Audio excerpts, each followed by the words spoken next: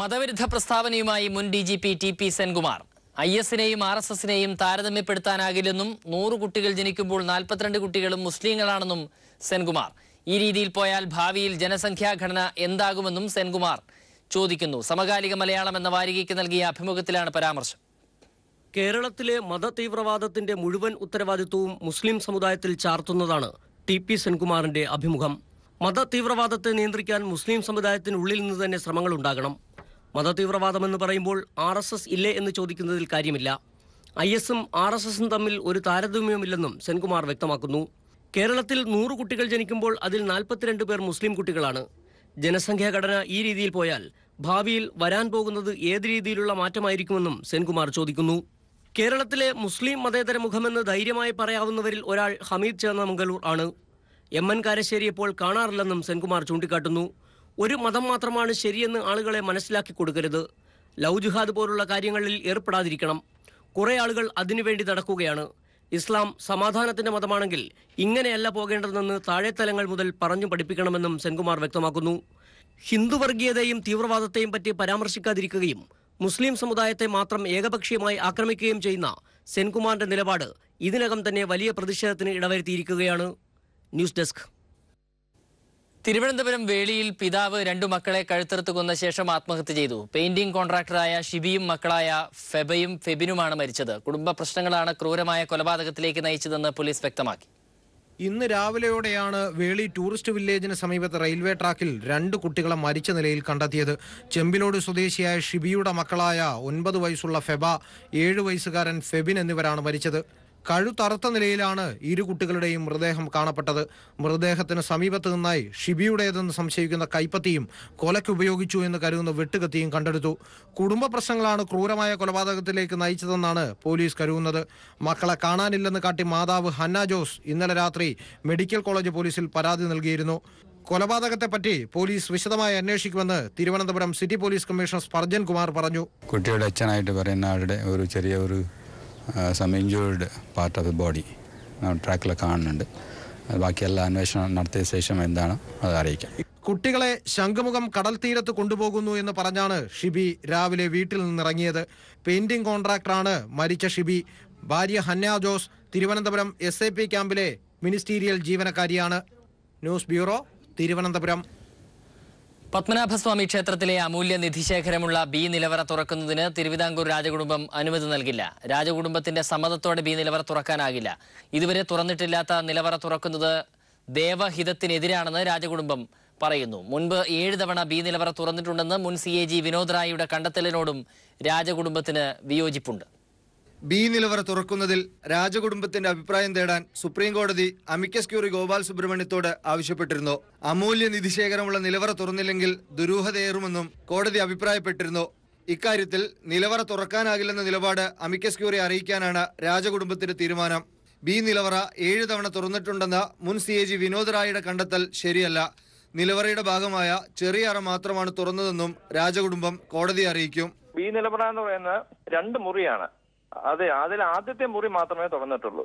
Main chamber തുറന്നിട്ടില്ല. അത് നമ്മൾ സുപ്രീം കോടതിയിൽ പറയുന്നത്. പിന്നെ അത് സുപ്രീം കോടതി ജഡ്ജിമാരുടെ തീരുമാനം പോലെ ഇരിക്കും. അംഗീകരിക്കുന്നതാണ് ഞങ്ങളുടെ എല്ലാവരും ഒരു വിശ്വാസം. കേസ് ഡേറ്റ് ഫിക്സ് ചെയ്യുന്നതനുസരിച്ച് നമ്മുടെ അഡ്വക്കേറ്റ്സ് സംസാരിച്ചിട്ട് ഞങ്ങൾ തീരുമാനിക്കും. ഇപ്പോഴേ കേസ് പോസ്റ്റ് ചെയ്തിട്ടില്ല. ചിദംബരം ക്ഷേത്രത്തില് ചിദംബര രഹസ്യം എന്ന് പറഞ്ഞ സാധനമാണ്. അപ്പൊ അതിൽ ആൾക്കാർക്ക് തുറന്ന് കാണിക്കുക, അത് വർഷങ്ങളായിട്ട് രഹസ്യമായിട്ടിരിക്കുന്ന സാധനമാണ്. അടുത്തയാഴ്ച അമിക്കസ് ക്യൂറി ഗോപാൽ സുബ്രഹ്മണ്യം തലസ്ഥാനത്തെത്തുമ്പോൾ അഭിപ്രായം അറിയിക്കും. മറുപടി ഉടൻ അറിയിക്കണമെന്ന് സുപ്രീം കോടതി ആവശ്യപ്പെട്ടിട്ടുണ്ട്. News bureau, Thiruvananthapuram. നാദിർഷയെ ജയിലിൽ നിന്ന് താൻ വിളിച്ചിരുന്നുവെന്ന് പൾസർ സുനി സമ്മതിച്ചു. പോലീസ് ചോദ്യം ചെയ്യവെയാണ് സുനി ഇക്കാര്യം സമ്മതിച്ചത്. ജയിലിൽ മൊബൈൽ ഫോൺ ഉപയോഗിച്ച കേസിൽ സുനിയെയും സഹതടവുകാരെയും ജയിലിലെത്തിച്ച് തെളിവെടുത്തു. അതേസമയം നടിയെ ആക്രമിച്ച കേസിൽ ചലച്ചിത്ര മേഖലയിൽ നിന്നുള്ളവരുടെ മൊഴിയെടുക്കൽ തുടരുകയാണ്. നടിയെ ആക്രമിച്ച കേസന്വേഷണവുമായി ബന്ധപ്പെട്ട ദിലീപുമായി ബന്ധമുള്ള തിയേറ്റർ ഉടമയിൽ നിന്ന് അന്വേഷണ സംഘം മൊഴിയെടുത്തു. കണ്ണൂർ സ്വദേശി ജാസിൽ നിന്നാണ് മൊഴിയെടുത്തത്. ദിലീപുമായുള്ള പരിചയം സംബന്ധിച്ച കാര്യങ്ങളാണ് അന്വേഷണ സംഘം ചോദിച്ചതെന്ന് മൊഴിയെടുക്കലിന് ശേഷം ജാസ് മാധ്യമങ്ങളോട് പറഞ്ഞു. കാര്യങ്ങൾ അന്വേഷിക്കാൻ വിളിച്ചതാണ് ആ കാര്യങ്ങൾ പറഞ്ഞത്. ഞാൻ തിയേറ്റർ ഉടമയാണ് കണ്ണൂര്. ഈ കേസുമായി ബന്ധപ്പെട്ട്? എനിക്ക് അങ്ങനെ പരിചയമുണ്ട്. പരിചയം എങ്ങനെയാണ് അന്വേഷിക്കാൻ വിളിച്ചത്. ദിലീപിന് പരിചയമുണ്ട്. എന്താ പരിചയം? സിനിമാ മേഖലയിലുള്ളവർക്ക് പുറമെ റിയൽ എസ്റ്റേറ്റ് മേഖലയിലുള്ളവരുടെയും മൊഴിയെടുക്കുന്നുണ്ട്. ദിലീപിന്റെ ഫോൺ കോൾ രേഖകൾ കേന്ദ്രീകരിച്ചും അന്വേഷണം പുരോഗമിക്കുകയാണ്. ദിലീപിനെ തുടർച്ചയായി വിളിച്ചവരെ പ്രത്യേകം നിരീക്ഷിക്കുന്നുണ്ട്. അതേസമയം ജയിലിൽ ഫോൺ ഉപയോഗിച്ചതുമായി ബന്ധപ്പെട്ട കേസിൽ പൾസർ സുനിയെയും സഹതടവുകാരെയും കാക്കനാട് ജയിലിലെത്തിച്ച് തെളിവെടുപ്പ് നടത്തി. നാദർഷയെ വിളിച്ചതുൾപ്പെടെ ജയിലിൽ വെച്ച് ഫോൺ ചെയ്തത് സംബന്ധിച്ച മുഴുവൻ കാര്യങ്ങളും സുനി ചോദ്യം ചെയ്യലിൽ സമ്മതിച്ചു. പോലീസ് കസ്റ്റഡി കാലാവധി അവസാനിക്കുന്നതിനാൽ സുനിയെയും സഹതടവുകാരായ മറ്റു പ്രതികളെയും അടുത്ത ദിവസം കോടതിയിൽ ഹാജരാക്കും. News bureau, Kochi. സ്ത്രീവിരുദ്ധ പരാമർശം നടത്തിയെന്ന പരാതിയിൽ അമ്മാ പ്രസിഡന്റ് ഇന്നസെന്റിനെതിരെ അന്വേഷണത്തിന് നിർദ്ദേശം നൽകിയതായി വനിതാ കമ്മീഷൻ അധ്യക്ഷ MC ജോസഫൈൻ പറഞ്ഞു. കമ്മീഷൻ ഡയറക്ടർ AU കുര്യാക്കോസ് അന്വേഷണം നടത്തും. സിനിമാ മേഖലയിൽ സ്ത്രീകൾ നേരിടുന്ന പ്രശ്നങ്ങൾ മനസ്സിലാക്കുന്നതിനായി സിനിമയിലെ വനിതാ സംഘടന കൂട്ടായ്മയുമായി ചർച്ച നടത്തുമെന്നും വനിതാ കമ്മീഷൻ അധ്യക്ഷ വ്യക്തമാക്കി. ഇന്നസെന്റിന്റെ പരാമർശത്തെ സംബന്ധിച്ച് പത്രത്തിൽ അതിനെ തുടർന്ന് അതിലെ വിശദാംശങ്ങൾ അന്വേഷിച്ച് വേണ്ട നടപടി സ്വീകരിക്കാം. ഞങ്ങളുടെ സംബന്ധിച്ച് നമുക്ക് പരാതി സ്വമേധ എടുക്കാം. അപ്പോൾ ആ വിധത്തിൽ പരിശോധിച്ച് വേണ്ടത് ചെയ്യണമെന്ന് ഞാൻ ഡയറക്ടർ ഉണ്ടല്ലോ, ഞങ്ങൾക്ക് പോലീസ് ഓഫീസറാണല്ലോ, നിർദ്ദേശം കൊടുത്തിട്ടുണ്ട്. നടപടി എന്ന് വെച്ചാൽ ഇനിയിപ്പം ഈ അവരുടെ വിമൻ കളക്റ്റീവ് സിനിമ അവർ ഞാനുമായിട്ട് കൂടിക്കാണാനിരിക്കുകയാണ്. അവരുമായിട്ട് കൂടിക്കണ്ടതിന് ശേഷം 12-ാം തീയതി 13-ാം തീയതി തിരുവനന്തപുരത്ത് വെച്ച് പത്രസമ്മേളനം നടത്തും. അതിൻ്റെ വിശദാംശങ്ങൾ കിട്ടി അവരുടെ നിലപാടുകളാണ്. അവർക്ക് ചില നിർദ്ദേശങ്ങളുണ്ടെന്നൊക്കെയാണ് എൻ്റെ അടുത്ത് പറഞ്ഞത്. നടിയുടെ പേര് പരാമർശിച്ചത് അറിവില്ലായ്മ കൊണ്ടാണെന്ന് നടൻ അജു വർഗീസ്. തെറ്റു മനസ്സിലാക്കിയതിനാൽ തിരുത്തിയിട്ടുണ്ടെന്നും പോലീസ് അന്വേഷണവുമായി സഹകരിക്കുമെന്നും അജു വർഗീസ് കൊച്ചിയിൽ പറഞ്ഞു. കേസ് രജിസ്റ്റേർഡ് ആണ്.